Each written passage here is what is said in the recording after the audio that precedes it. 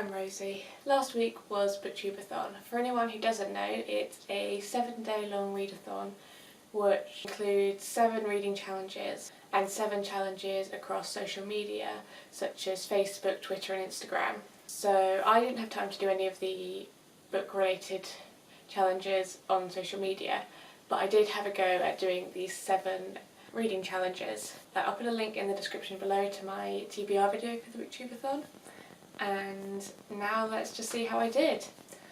I unfortunately did not manage to read 7 books. I was close, but life got in the way and I basically had 2 days without reading, so that was not very successful at all. I did manage to complete 5 books and read about 3/4 of another. So let's go through the challenges. The first challenge was to read something yellow, and for that I chose Mobile Library by David Whitehouse. I gave this book 3 out of 5 stars. It was an enjoyable read and a very good one to start the BookTube-A-Thon with because it's all about the magic of books and with themes like family and adventure, and there's a bit of fairy tale element in it as well. So I did enjoy it, but it's probably not one I'd read again, and it didn't really have the wow factor for me to get either a 4 or a 5-star rating. But that was the first book I read. I then read The Vile Village by Lemony Snicket. This was to complete the Read Your Favourite Author challenge. This was the only book that was under 600 pages long by an author that which I classified as one of my favourite authors, albeit when I was younger. I actually really enjoyed this one. I'm doing a year-long reread of Series of Unfortunate Events, so the 7th month brings the 7th book. I gave this 4 out of 5 stars. And I thought it was probably one of my favourite books so far that I've read, in that it wasn't too over the top, but it still had the quintessentially Series of Unfortunate Events feel to it. And there was a little bittersweet, and the ending was bittersweet, but with a slight cliffhanger as well, so I'm looking forward to reading the next one and seeing what that brings. Sorry if I sound a bit croaky, hay fever and all that. One of the challenges was to read a book solely after sunset, and for that I read Slade House by David Mitchell. This worked incredibly well for this challenge. It's made up of 4 sections, and I read basically one of these sections a night, and each one had a very similar structure, and it was just really enjoyable and a bit creepy as well, so perfect for after sunset reading. And the writing was really good. I gave it 4 out of 5 stars as well. For the challenge to read a book older than you, I read Tess of the D'Urbervilles, finally. This has been on my TBR list for ages. I'm not a huge fan of Thomas Hardy. I really struggled to get into his book, and I really struggled to get into this one.